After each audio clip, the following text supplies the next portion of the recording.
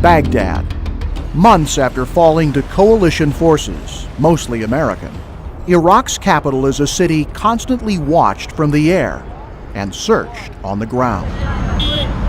For American soldiers, this is a shadowy world where a seemingly friendly face could conceal an angry heart, where well-traveled streets could erupt in ambush, where the deadliest enemies are the ones you don't see. All of a sudden there was a loud explosion that filled the Humvee full of black smoke, and well, I was kind of shocked at first, but almost instantly I realized that it was an IED. We had one Humvee that the whole trailer was flipped over, and we had to medevac one of the people out with the chopper. They apparently were pulling an IED device out of the trunk of the car and setting it on the ground when it detonated. And he had a quarter-size hole in one side of his head, broken neck, broken arm, lacerations all over the place. They are called IEDs, military parlance for improvised explosive devices, the scavenged or jury-rigged weapons of desperation used against coalition troops in Iraq or in the air above it. We were pretty low, it was dark, and the only thing we saw was, the only thing I saw was the puff of smoke from the rocket being launched. And crew chief looks out the window, he says, "Crap, fire, fire." And my SP and I, we both turn right and look at the window. I see this smoke trail and a bright light. And I yanked it over pretty hard, probably descended another 50 feet. We were pretty low already, so by the time we leveled out, we were, rooftop level.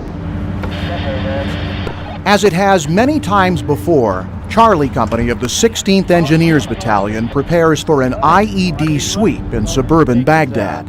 I go across the bridge, head up Pluto, and then head up north and south on Senators real quick. Before every mission, assignments are handed out, duties spelled out to every member of the squad. We have to hit the ground and we want to sweep under IED bridge. Buddy teams, you, Doc, Ansley, you're with me. Also, primary aid and litter obviously is Doc getting his bag, and getting the litter is you two. Fear is a soldier's constant companion on every mission in Iraq. But a search for IEDs breeds a different type of terror. An IED can be anywhere, waiting to be remotely detonated at the approach of an American convoy. Every time we go out, most of us are paranoid about them because they keep on finding better ways of hiding them or putting them in different places that are harder to see. They're starting to put them in concrete now with two wires sticking out, so they're really hard to see on the side of the road. They look like curbs now. On the roads around Baghdad, Charlie Company seeks the suspicious and usually finds it. Last week in a traffic control point we were conducting just south of here actually, we pulled over a car using some of the intelligence we've been gaining on some of the cars used for dropping IEDs. And in the trunk, hidden in burlap sacks and covered in grass, was 27 AK-47s and 3 SKS rifles. Scattered throughout Iraq, demolition teams like the 789th Ordnance Company collect unexploded artillery shells. Left lying here, even the duds could be scavenged and repacked with explosives for use against coalition forces.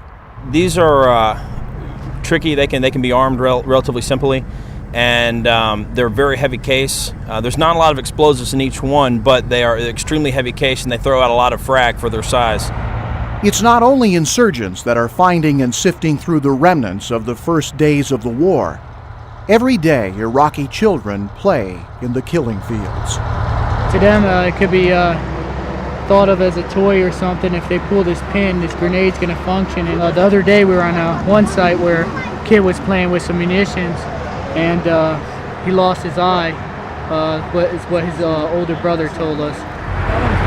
For the insurgents, this is the low-tech way to fight a high-tech opponent. This is a rocket